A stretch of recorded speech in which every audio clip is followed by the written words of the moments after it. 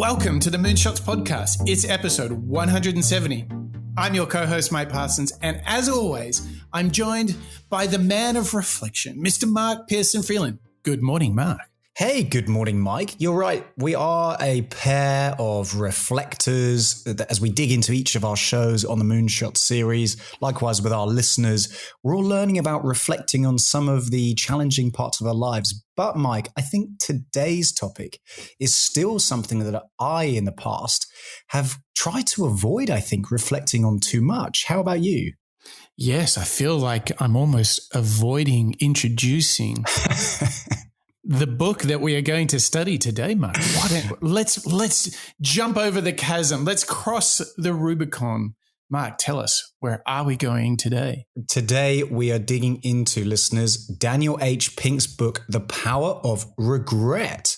Now, this is a pretty big topic, Mike. This is a big old piece of research as well that Daniel Pink actually conducted a couple of years ago.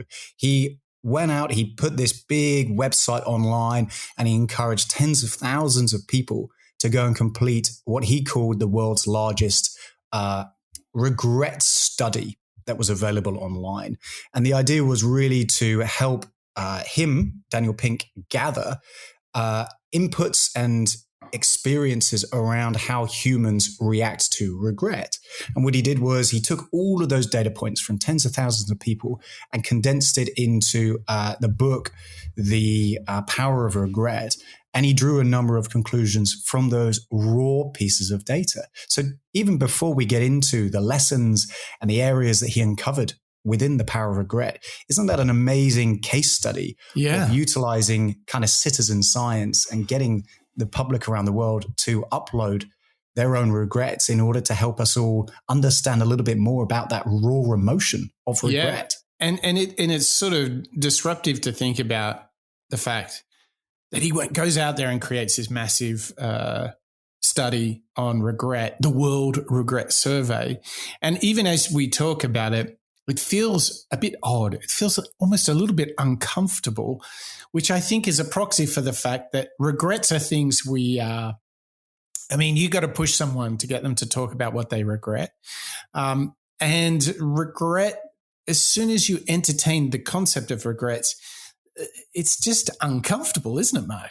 Yeah, there's been many, many times throughout my life where instead of choosing to vocalize or even consider something that I've regretted, I think I've always tried to look at the things that I've done or the things that I've said as unchangeable.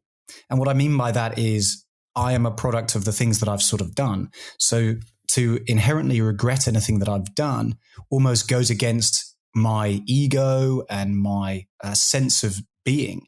So intentionally, I've tried not to regret too much in my life. And I think as we're going to uncover from Daniel Pink's book, that's a pretty classic behavior that a lot of humans do. And the truth is that's quite limiting.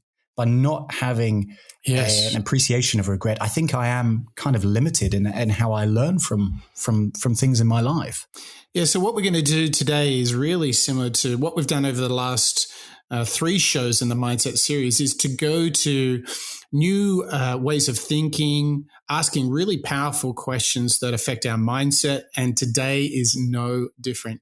The Power of Regret by Daniel H. Pink. And we are going to discuss what it is, the different types, what you need to get the job done, how you can put it to good use, and how it is a key like a bridge towards you becoming the very best version of yourself. So get ready to get a little bit uncomfortable. Get ready to think in different and new ways about regrets, pain, suffering, and all of that. And today, I promise you, we will show you ways to turn this into turbo fuel injection for you on your mission. So I'm pretty pumped up, Mark. Where do you want to kick off the dive into this murky world of regret? Oh my goodness, I'm so ready to reflect on regret. So let's hear, first of all, opening up our show on The Power of Regret is the author, the researcher himself, Daniel H. Pink, breaking down this concept of regret and helping you and I and our listeners understand that regret truly is a universal thing?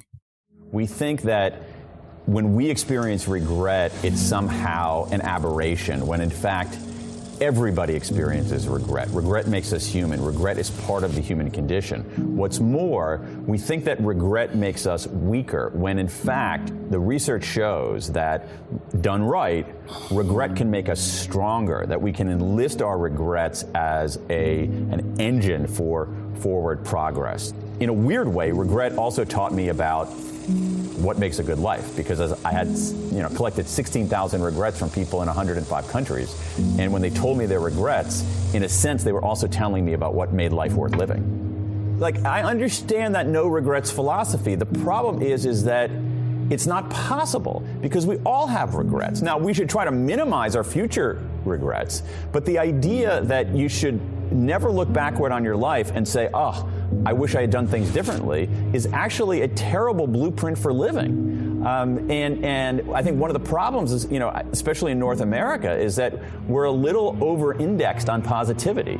Positive emotions are incredibly important, and they should outnumber our negative emotions, but we need some negative emotions because they instruct us. And our most prominent negative emotion is regret, because regret teaches us, it instructs us, it clarifies us. It clarifies what we should be doing and how we should be doing it. And so we need to understand how to deal with our negative emotions. We can't ignore them like no regrets. We can't wallow in them. What we need to do is we need to think about our regrets. And when we think about our regrets, the evidence is pretty clear that they can help us make better decisions, solve problems faster, be better strategists, find greater meaning in our life. Regret hurts. There's no question about that. But here's the thing. Regret also instructs, and you can't have one without the other. So if you avoid the pain, you don't get any of the learning. So what you have to do is be able to process that pain. And I think there's a way for us to do that, to take our regrets, use them as signals. We haven't been taught to do that. That's the problem. We have this weird approach, we have this weird view of negative emotions. Like, some of us think, oh, positive all the time, That leads to delusion. Some of us get so absorbed in our negative emotions that they, in some ways, exonerate us from making progress. That's a bad idea too. What we need to do is we need to process our negative emotions in a systematic way, and I think there's a good way to do that. There's some interesting research on this. One of the things that we think about disclosure of our vulnerabilities and our setbacks and so forth is that people will like us less. And in fact, they actually like us more when we do that. And so I actually had a lot of respect for people willing to disclose and willing to explain. And I felt like I was actually helping them make sense of this regret. So it wasn't that much of a downer. The other thing about it, and which is this, is that over and over and over again, people kept talking about the same 4 core regrets. These 4 regrets are revealing. By revealing our regrets, we are revealing what we value the most. Don't be deluded. I think that really speaks to where many of us are. I've certainly been, Mark, as you said, a victim of avoiding these regrets because they dig up all these uncomfortable memories. I've probably been a victim of wishful thinking, overly positive thinking. But what I think Daniel Pink is doing for us is saying, if you go into the hurt or the pain, the regret, the fear, the rejection, whatever it was that was inside of that, if you go into it, actually it's one of the sharpest, clearest definers. If you look at, if that is absolutely what I do not want and I do not like, that starts to shape, well, here's what I do want for my life. Here's the kind of people I do want to be with, the kind of things I do want to do, the kind of ways of living that make me feel great. It's so funny, isn't it, that, they talk about failure being the greatest teacher. It's like regret is the greatest former and clarifier of who we want to be if we have the courage to go there. What do you think, Mark? I mean, digging into Daniel Pink's book as we were preparing for today's show and listening again to that clip, it for me at least, it is sort of a penny drop moment, actually, much like as we've been digging into Mark Manson, Robert Greene, as well as Chris Voss. This whole mindset series has illuminated me on a number of different factors. But really digging into Daniel Pink's work on regret, for me, it was quite surprising, actually, because as he referenced in that clip just then, this no regrets philosophy is certainly one that I have maybe not intentionally been brought up thinking, but I think it's been ingrained throughout the culture, right, as well as my upbringing. Well, right? It's convenient. If you don't have any regrets, then you don't have to address those key feelings of pain, fear, rejection, all those things that are the basis of your regrets. Which is, it's like, I got to pass. How fantastic. Exactly. It is. It's almost like a pass. So it's almost an excuse, isn't it? It's an excuse for allowing yourself to turn away from that discomfort. And I think what we learn on the Moonshot show is the fact that you have to embrace that discomfort or that pain, as you were just saying, in order to grow. And I think where Daniel Pink goes with regret is he calls out that positivity is kind of over-indexed now. And we all look towards the positivity rather than reflecting on the discomfort. And without that pain, that hurt, there is no instruction. And I love the idea as we're digging into the show today on regret, we start to understand that actually there's so much value in regret that we're almost causing ourselves a disservice by not giving ourselves the permission or allowing our ego to enable us to go out and relook at regret or moments in our lives that we should regret and therefore learn from. You know, I'm almost cheating myself by having no regret. I know. And this is really the tension in this book. And what was quite interesting is, say, Robert Greene was saying, look, there are these animal spirits that drive us in how we behave at work and in life, and you need to understand those as well. It really, truly has been, this series has all been about going to new, unusual, maybe uncomfortable places in order to find new ways of thinking. And I mean, how exciting is that, Mark? Yeah, it's so exciting. And listeners, if you want to hear our shows that we've done on Mark Manson, The Subtle Art of Not Giving a, or Robert Greene's The 48 Laws of Power, as well as Chris Voss, FBI Negotiator on Never Split the Difference, you can pop along to your favorite podcasting app of choice or moonshots.io to learn more, to see show docs, as well as to listen to those shows. I tell you what, while you're there, Mark, you can also embrace the Moonshot community. You can become a patron of the Moonshots podcast. Go on, become a member.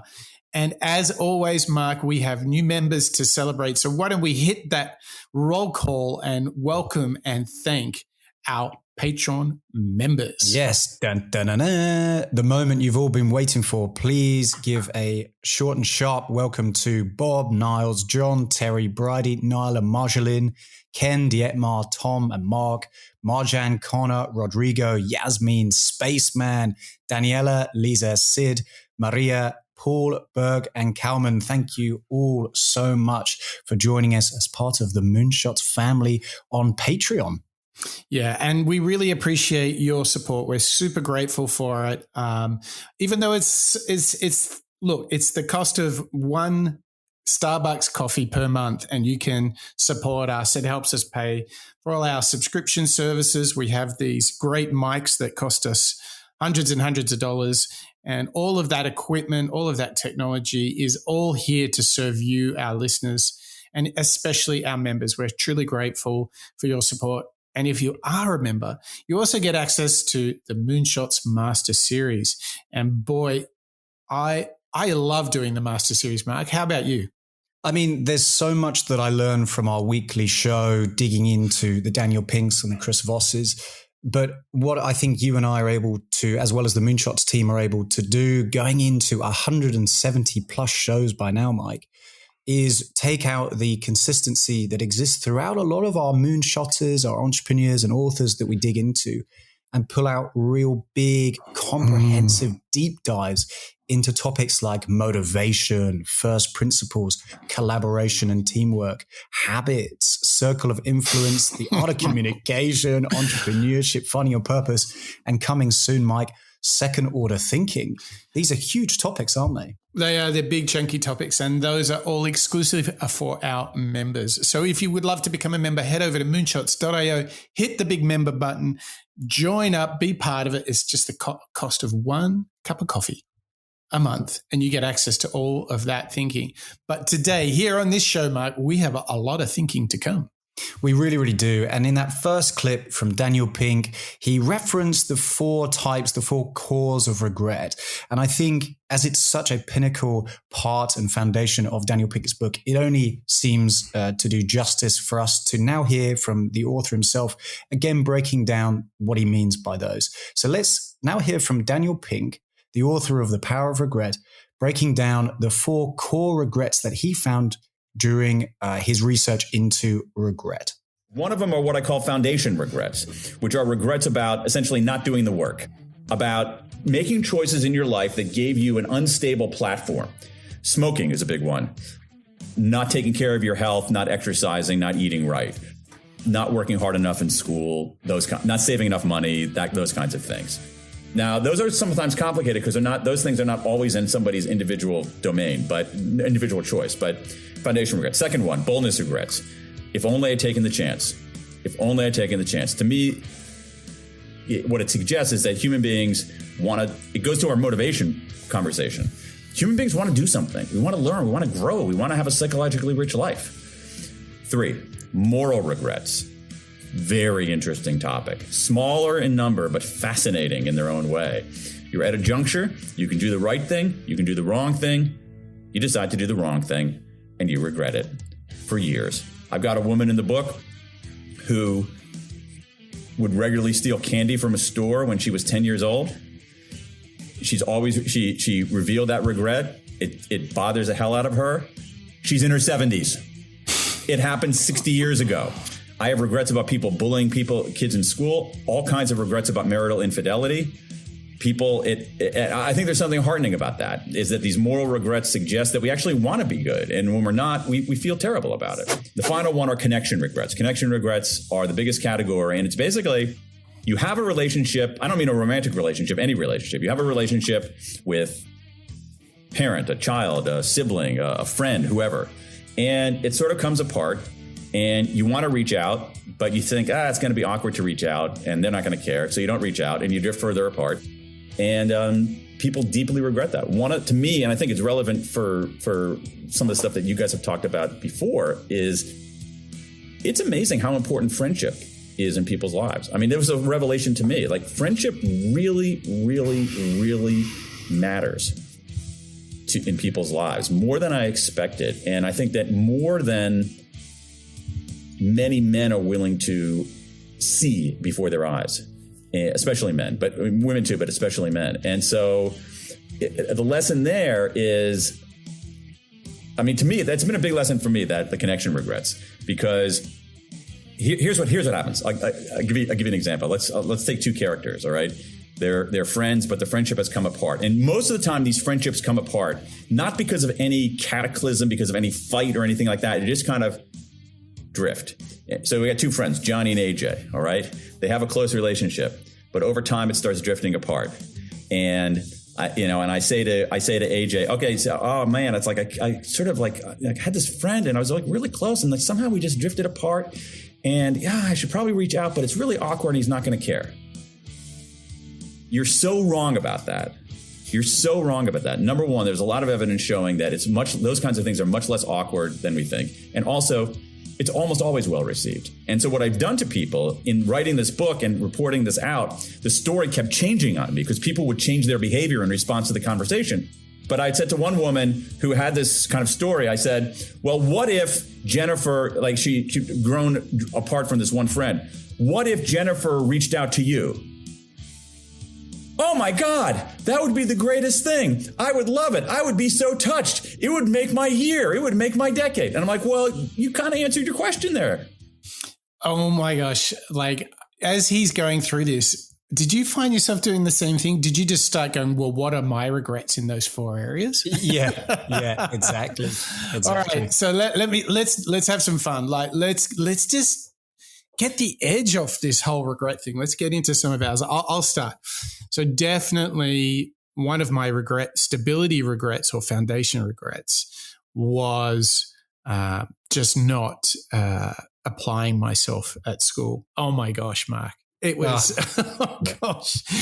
I think I was in fifth gear for the 6 years of high school. I was in fifth gear for 1 year, which was the first, not the last, unfortunately. And then which followed by 7 weeks of college before I quit college. So that's a good one. Regrets about boldness regrets, if only I'd taken the chance. I'm not so high here because I'm probably a victim of taking too many big jumps, changing careers, living in 4 different countries. So I'm all right there. The moral regrets. Ooh, I was definitely an idiot at school sometimes, being too egotistical, being an idiot or being unkind to others as a teenager. Oh boy, Mark, have I got a litany of stupid things, or just not respecting friends enough. So I'm definitely on foundation and moral. I've got like a litany of good stuff there to regret and learn from. I would say on the connections, I've tried actually pretty hard on the connection thing. So listen to this. Just last week, I had dinner with 5 friends who I went to school with and have known for more than 25 years.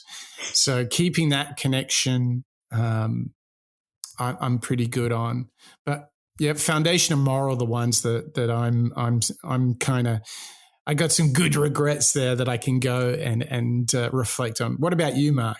Yeah, I mean, look, it's an uncomfortable topic for all of us. So thank you for sharing. I'm going to try my best as well, Mike. It might interest you to know, actually, in another article, and we'll include a link in the show notes, listeners as well, to a Time article that Daniel Pink appeared in. The connection regrets is actually the largest category that he had people getting in touch with him about. So examples of, I wish I'd reached out to so-and-so or forgiven such and such. So actually it's quite interesting as you were reliving or retelling your regrets. As you were going through them, I was thinking actually over the last couple of years, I've personally really tried hard in the connection regret as well. I'm living abroad away from family and friends that I've known for 10, 12 years. And I've really, really tried hard to put myself out there and make time to have weekly video calls or make sure to send people texts. Obviously, with time zone, it can be a little bit topsy-turvy, but trying to take the time to not regret. And here I think is where it becomes a little bit meta. When I try to avoid regretting it in the long run, I'll therefore make an excuse to go out and reach out to those people in the short term. So I agree with you, actually. I've tried really, really hard, particularly recently on the connection side of things, particularly.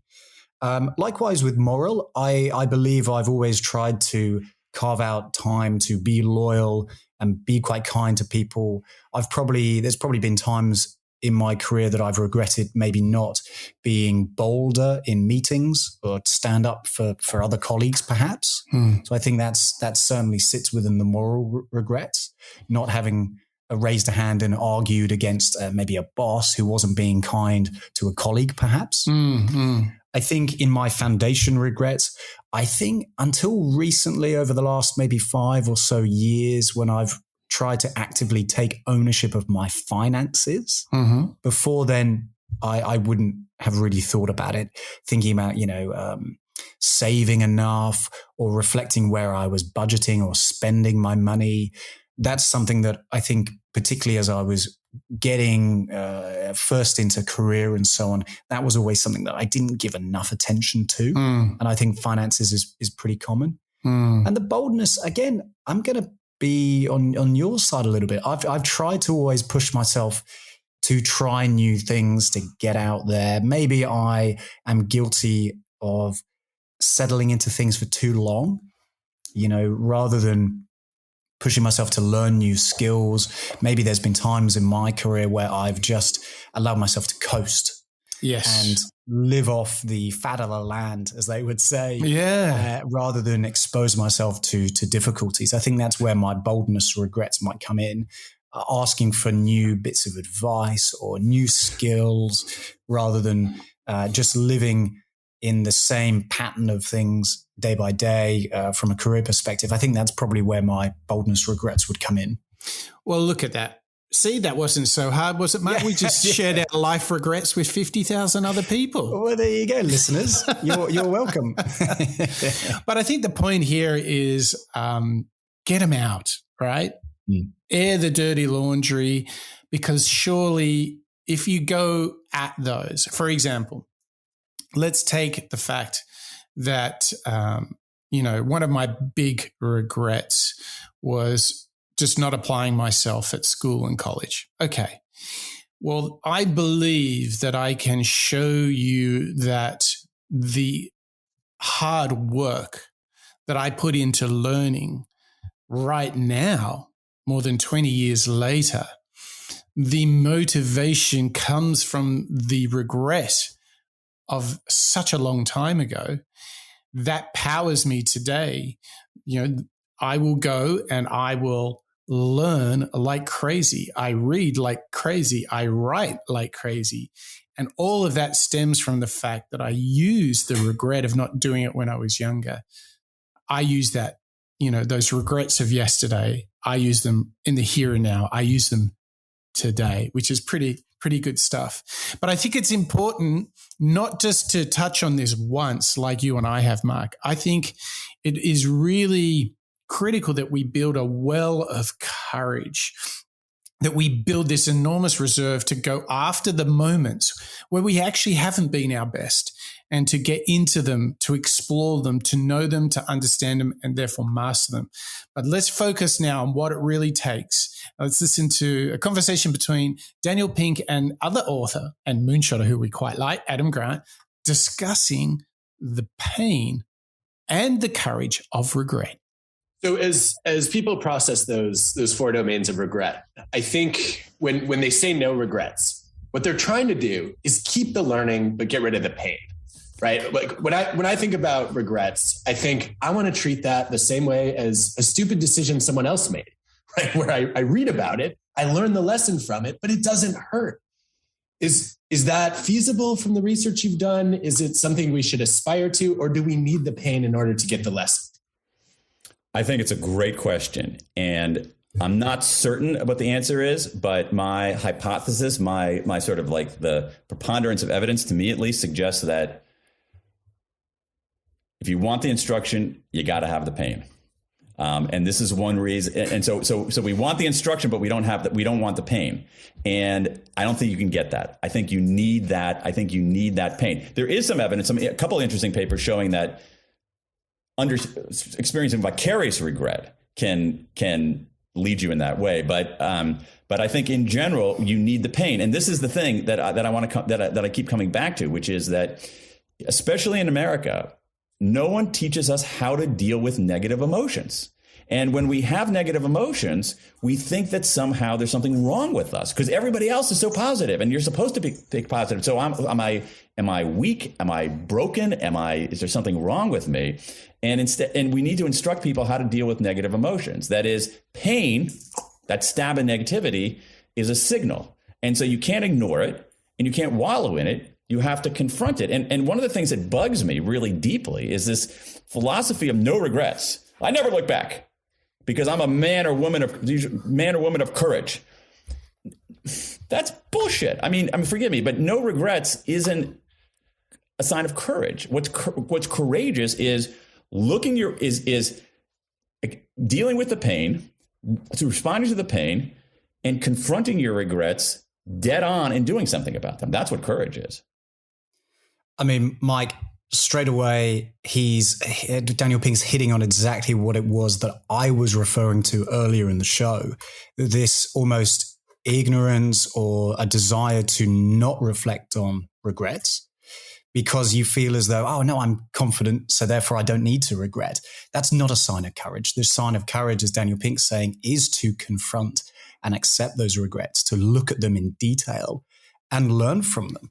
I think he's really summed up exactly there what I have spent my last 34 years basically doing, which is ignoring those moments of discomfort, those regrets, because I believe it's more courageous to put on a brave face and turn the other cheek. Yeah, and this really brings me to what we've learned from author Ryan Holiday in his book, Courage is Calling. This is also very much in the wheelhouse of Brené Brown.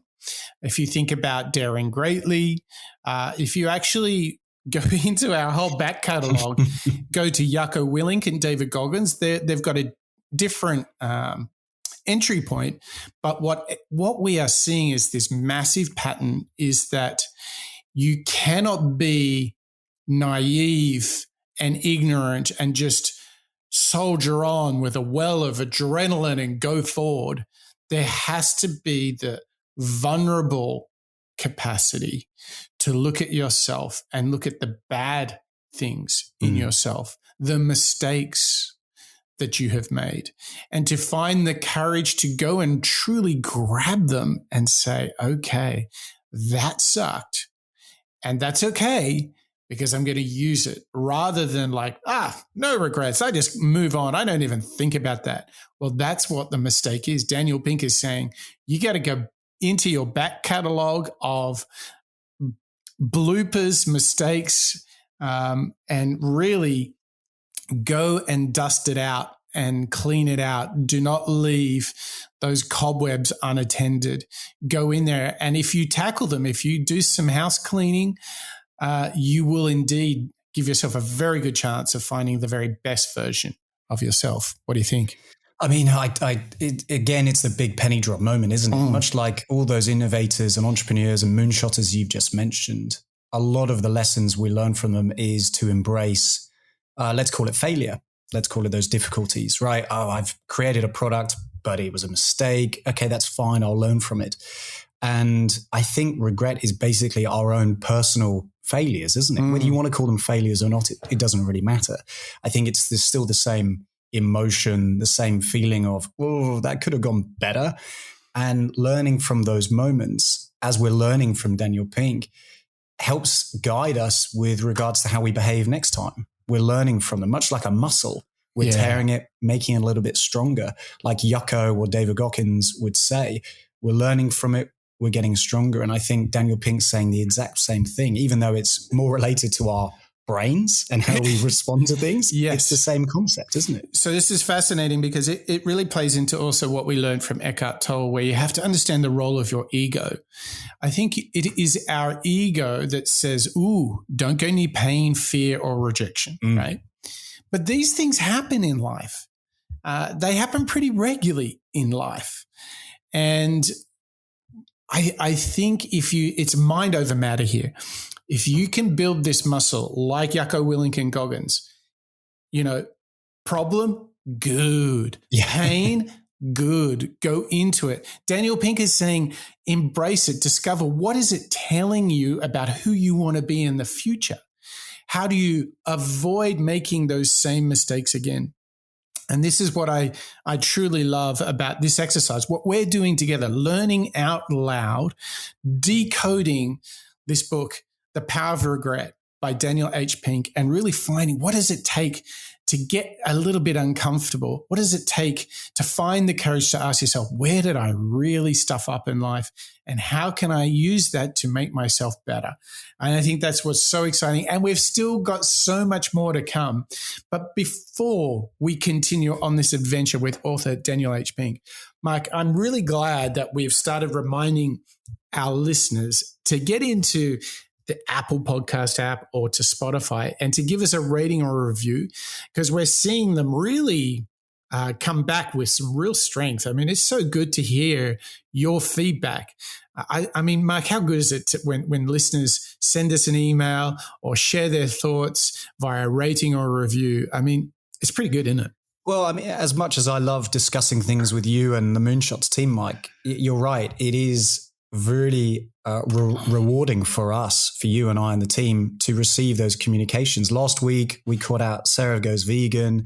And this week, Mike, we got a brand new review through the Apple Podcast app, which you're right. It reminds us that We've got 55,000 people listening to us each week, and they're learning something from us. It's not just you and me talking out loud. We've got people at the other end learning lessons, which is really, really touching. And we really appreciate hearing from you listeners.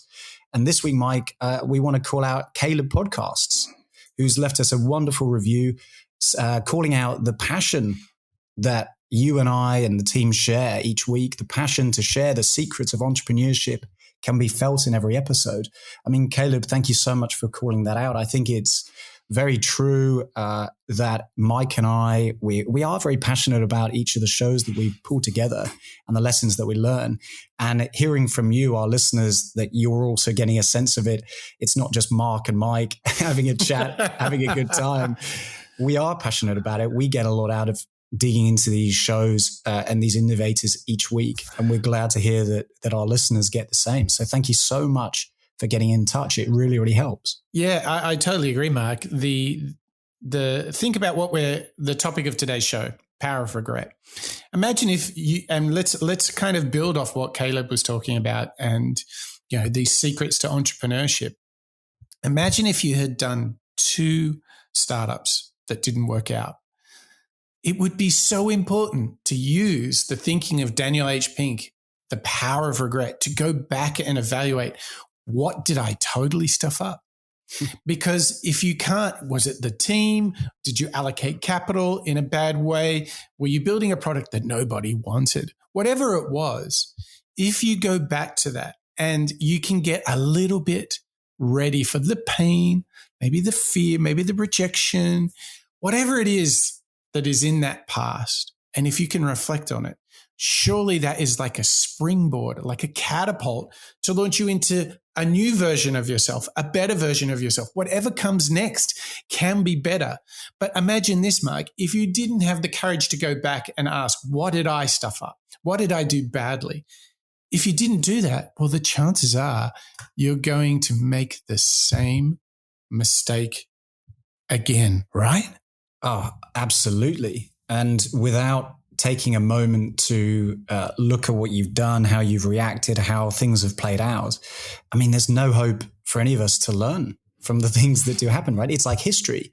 Without writing it down, without reading it, without learning from it, you're going to repeat the same things again and again. And I think the same is true for all of us, unless we do take a moment to reflect on regret, failures, mistakes, or just life occurrences. We're bound to make the same things again and again. Yeah. And so now what we're doing is we're kind of on a bit of a turn in the journey in this show. I think to set the context here, we've come to terms with the fact that regret, totally universal. It has these 4 types. It was really interesting to explore where we had our regrets, Mark. And also we reminded ourselves of the courage and resilience it takes to go back and face our demons. Now what we're going to do with Adam Grant and Daniel Pink is to look at how we use them to be a better version of ourselves, to learn out loud. And there's a very important distinction coming up. So let's have a listen to Adam Grant and Daniel Pink talking about improvement and perfectionism.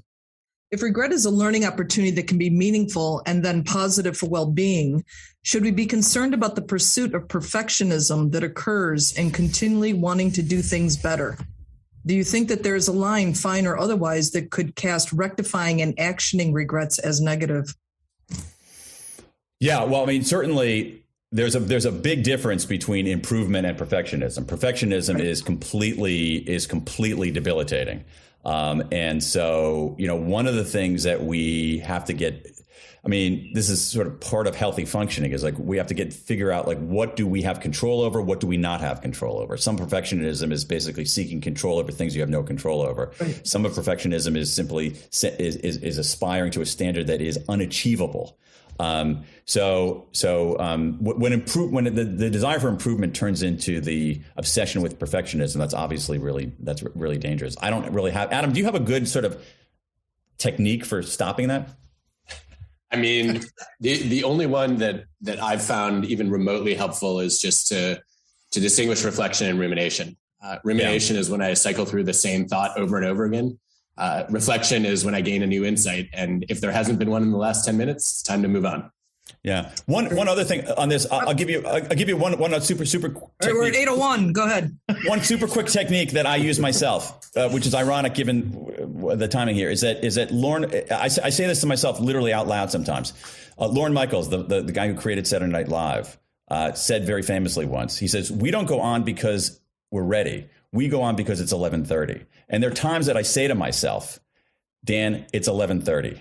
And that technique has been useful for me to say, okay, you got to stop improving because you're never going to hit perfection, and just it's 11:30. The red light is on the camera.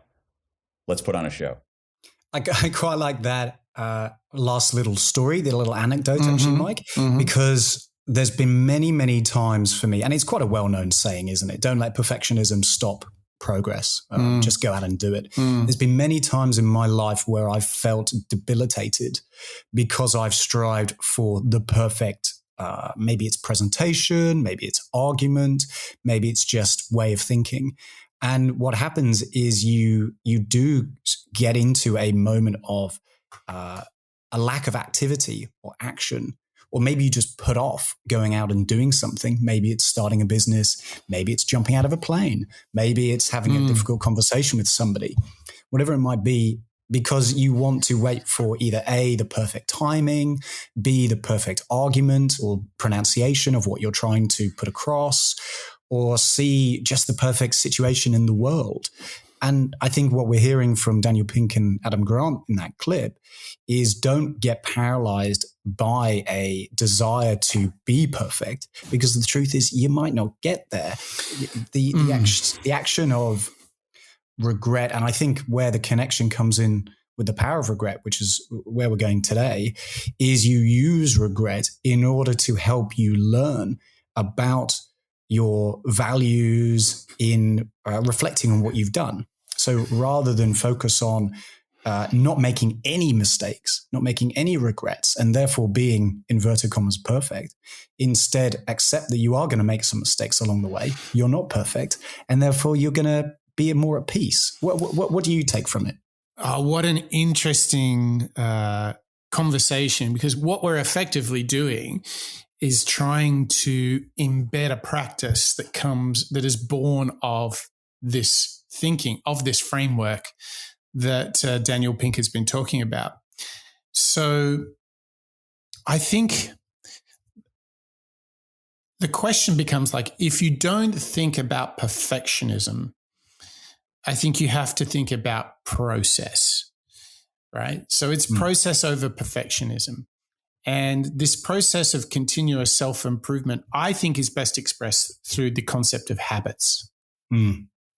So I think whatever you take out as something that you want to improve based on looking at your regrets, regardless of which type, foundation, boldness, moral, or connection, start the process. Don't obsess about the perfectionism, because I think that's perhaps, where you end up getting yourself really stuck. Because much like in any goal setting activity, if you set a really, really big goal for yourself and focus a lot on that end objective, let's take running, for example. Let's say you want to do a marathon and you're like, wow, that's a lot of miles. That's a lot of kilometers. The best thing you could do in that situation is say, okay, well, how will I run today? And how will that be one step towards that goal? And how will I run tomorrow? And what sort of habit will I have around diet, sleep, stretching? Will I get the right gear? And slowly over time, I'm going to build this incredible habit of every day and every week, I'm going to run a few extra miles. And before I know it, I'll be running 5 miles longer, 6 miles longer. And before I know it, I will be running the 26 miles it takes to do a marathon. I think continuous improvement, it's really a question of process over perfectionism. And if there was any starting point, I think the idea here is to take your regret and ask yourself, what small habit can I start today that comes from this regret? So, for example, it's really interesting. Pink has talked a lot about the different types of regrets. Another really interesting way to do that is you often hear some really profound thoughts from older retirees, people who talk about their regrets. And there was a nurse, Bonnie Ware, and we'll put a link to her blog. She has written not only the blog, but also a book. And she was dealing with a lot of elderly people. And over many, many years, she made an index of what they regret at the end of their life. And here's the list. I wish I had the courage to live a life true to myself, not what others wanted for me. I wish I hadn't worked so hard. I wish I hadn't had the courage. I wish I'd had the courage to express my true feelings. I wish I'd stayed in touch with my friends. Hello, direct connection to Daniel Pink here. And I wish I'd let myself be happier. Okay, let's just take the really practical one. I wish I hadn't worked so hard. Well, how could you build a habit of managing your time better so that you can bookend the start and end of work tomorrow or even today? And what you do is you say, okay, I'm going to have a hard stop at 6. And after that, I'm going to go for a walk to create a nice break. And then I'm going to come back and cook myself a healthy meal. And I'm going to do this routine for the next 3 days. And then I'm going to tweak that. And then I'm going to tweak that. I wish I'd stayed in touch with friends. Okay, let's make a list of all the people that you want to reconnect with and say to yourself, once a week, I'm going to pick up the telephone, God forbid, and give them a call. They just call one person. Or if that's too much, send them a text. My point here is I think take your regret and ask yourself, what habit can I start? Not just a one-off. I think it's important to say, every week I'll run 1 mile further. Every week I'll reach out to one friend that I really want to reconnect with, right? Every week I'm going to fix a specific time. I'm going to stop work and I'm going to cook a proper dinner. I'm not getting Uber Eats. Yeah. I think it's the transition into habits. That's where you get more into continuous process improvement rather than perfectionism. What do you think, Mark? Yeah, I think the idea of compound interest, James Clear's the 1% better every day, I think you're totally onto something here. In order to get over those regrets, I mean, to be honest, we could even go so far as to say, Mike, based on Daniel Pink's book today, maybe the activity that we can all start this week is to write down one of the regrets and be honest with ourselves by the weekend. Yes. What have I regretted this week? And gradually, week by week, month by month, we'll start becoming more comfortable and confident with those regrets. And rather than them being things that we aren't really comfortable with, that we want to regret or not think about, suddenly after a couple of weeks or maybe a couple of months, we're all much more confident or comfortable discussing those regrets. And it's no longer a pain in our side or a thorn in our feet. Instead, it's something that we look back and almost celebrate. Okay, right. It's the weekend. What did I regret this week? Well, you know what? I could have been nicer to my colleague. That's great because next week I'll be nicer to them. And listen, you can build these habits for sure. And like, let's say that you feel like you're unhealthy. Maybe you've put on too much weight. Then I think a great habit to start is eliminate one of the classic food types in your diet that leads to being unhealthy and overweight. Let's just say, take the classic one, Mark, alcohol. Right? Yeah. Let's not be too crazy about habit formation here. Okay. So we're really getting into how to use the regret. Let's say you regret being 10 kilograms overweight. Well, what you could say is, I will not, let's say you're a beer drinker, I will not drink beer Monday through Thursday. Yep. Just eliminate it for 4 days of the week. Yep. That would be a good one. What's another food you could kind of eliminate from your diet? Just one food, Mark. If you think classic person who's got a little too heavy and needs to tackle this. Well, look, I mean, you could just cut out something that is so simple, like bread, for example. Yep. Or maybe if it's not entirely bread, it's a different type of bread. Try a different grain. Yeah, let's go even further. You don't even have to eliminate it completely. Just say, I'm going to start the day better. I'm not going to have that big muffin for breakfast every morning. Try eliminate one thing, one little thing. Yeah. That's the start of a habit, right? And that's all it takes, isn't it? We did a whole series on habits, and it is just those small little things. And once you reset that behavior, that reward versus behavior, suddenly it becomes that little bit easier, doesn't it? Yeah, and the that's like the little micro compound interest atomic habit that you can build. I think another good thing you can do here is if you're facing your regrets and you look at the things that are in that list and you need to go on this kind of continuous self-improvement process. And I think it's easy to imagine you might get a little bit stuck, right, Mark? Like it might be a bit overwhelming. Absolutely. Right? Yep. Like, geez, that list is a bit too, it's a bit too long. Yeah. Or it might be just a bit uncomfortable, right? I think that's definitely where it comes from. There's a great article that you and I found, wasn't there, that breaks down regret into that maddening, complexing, and undeniably real emotion. Yes. So let's imagine you're right there and you got to remove the alcohol from the diet. You got to get the carbs down a bit. Maybe you got to get the sugars out.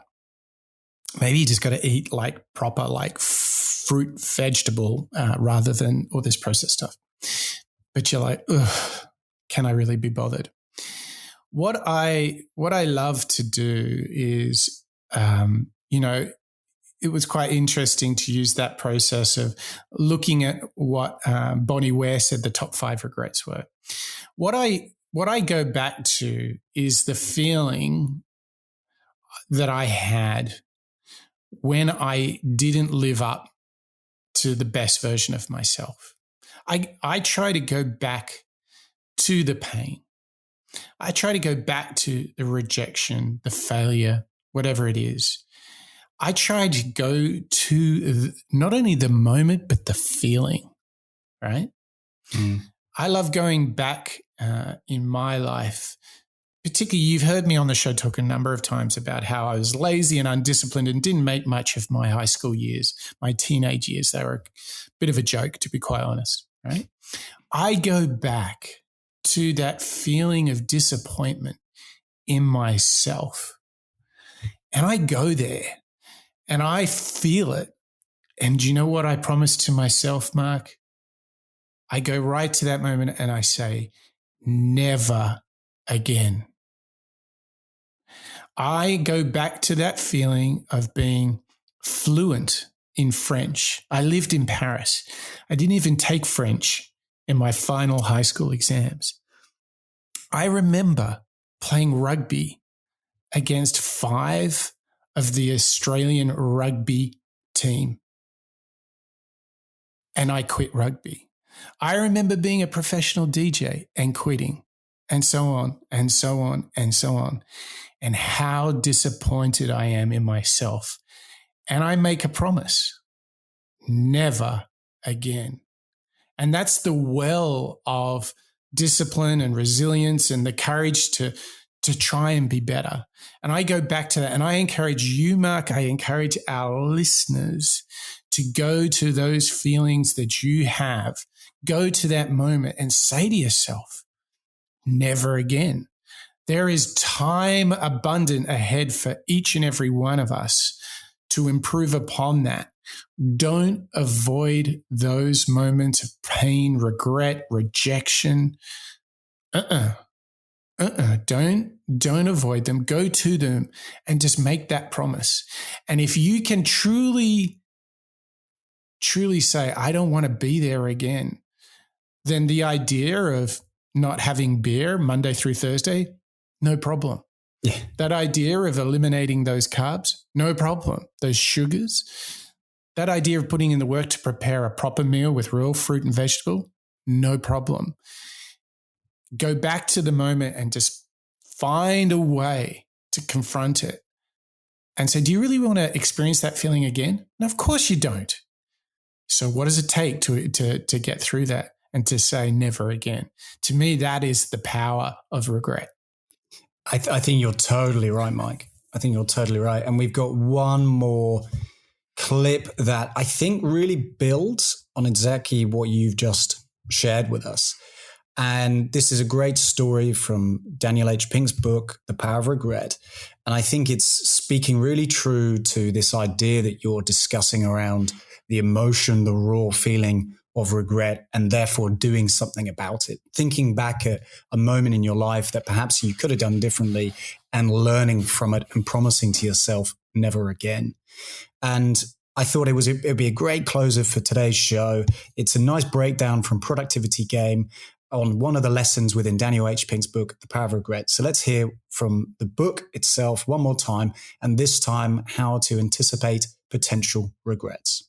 One morning in 1888, Alfred Nobel flipped through his local newspaper and stumbled upon a story about his death. Alfred's brother, Ludwig, had recently died, but a journalist mistakenly thought Alfred died. The mistake might have been amusing to Alfred, if the obituary wasn't so grim. Alfred Nobel was an ingenious chemist who invented dynamite and advanced mining methods several decades, but his premature obituary focused solely on his invention of military explosives. The journalist dubbed Nobel the Merchant of Death and explained that Dr. Alfred Nobel became rich by finding ways to kill more people faster than ever before. Horrified, Alfred set out to change his story. 8 years later, at the time of his actual death, he donated 94% of his wealth, which is worth about $500 million today, to award scientists for making major achievements in their fields. Now his revised obituary praised Nobel for being a great philanthropist and a champion of science. Nobel was lucky enough to get a glimpse of his future and change what he'd later regret. We can experience the same luck by anticipating what we might regret. What will be your legacy? What will be your obituary? These are very powerful questions, aren't they, Mark? Huge. I mean, we've discussed this idea of maybe not obituary, but the legacy strand we've certainly discussed on the show before, haven't we? And again, it feeds into habits, it feeds into motivations. And I find it really interesting how not only once that, again, I think what it does, the penny is dropping for me here. You know, it's so connected again to regret and how to not take the time to really look at regret. It is doing a disservice around this idea of legacy, isn't it? You're spot on there. And could you imagine being Albert Noble and reading by mistake your obituary that leads with "The Merchant of Death is dead"? If that doesn't wake you up and make you change course. And now, based on Nobel, it's the Nobel Peace Prize. Exactly. Can you believe it? What a change. What a turnaround. What an interesting turn. So now that you have the courage to go and look at all these regrets and so forth, the question is, what will be your legacy, Mark? What will be the legacy for our listeners? How do they want to be remembered? And here's the big moment. When you define how you want to be remembered, ask yourself, what is the gap between how you behave today? And that's where you build the habits. That's where you build that continuous improvement process, right? I mean, there's been so much coming out of Daniel H. Pink's book and in fact, the entire Mindset series, Mike. It has, hasn't it? It's been rather revealing and challenging. It's been a little prickly, if I must say. Yeah, it has. I mean, we learned about meaning and values. We learned about, this idea of ownership and control with the 48 laws of power.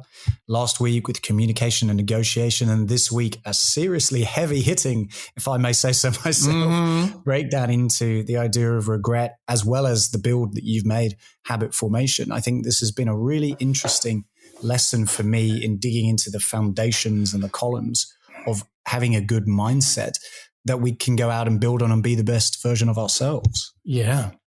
So of all of these, which thought around regret has piqued your interest, Mark? Which one has really kind of landed for you?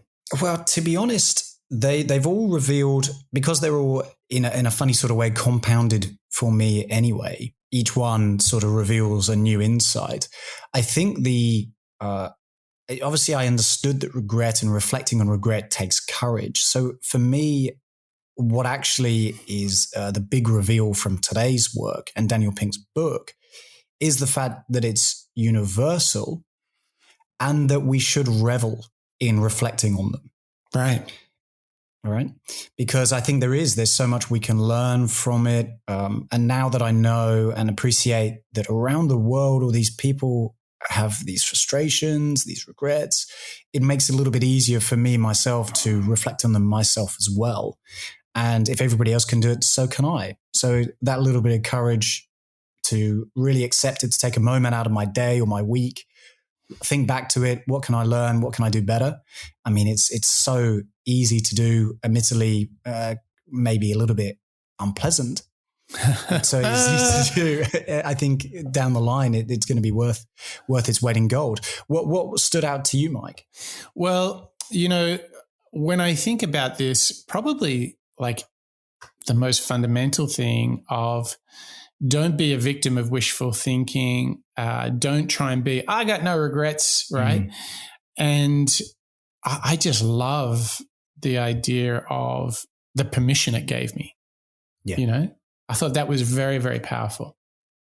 The permission today to go out and reflect on it rather than feel guilty about it. Yeah, I totally agree. Totally. What a revealing set of research he's conducted. It's a great body of work. Well, Mark, listen, thank you to you for joining me on what was definitely a hairy, touchy encounter with regret in all its full color and glory. And thank you to you, our listeners, because today it was show 170, where we went into the work of Daniel H. Pink, the book called The Power of Regret. And the lesson started by learning that it is truly universal, built around 4 key ideas: foundation regrets, boldness, moral and connection regrets. And to go to those places, it takes courage. And there, with your reflection, seek improvement, not perfectionism. Go for process. Don't try and be perfect. And if you do so, you can build the habits to truly be the best version of yourself. And that's what we're all about here on the Moonshots podcast. And if it's really up your alley, go and ask yourself, what is your legacy? What do you want to be remembered for? And there you will find the well of drive, of motivation, of the capacity to be resilient, to go on that journey, to shoot for the moon and be the very best you can be. All right, that's it for the Moonshots podcast. That's a wrap.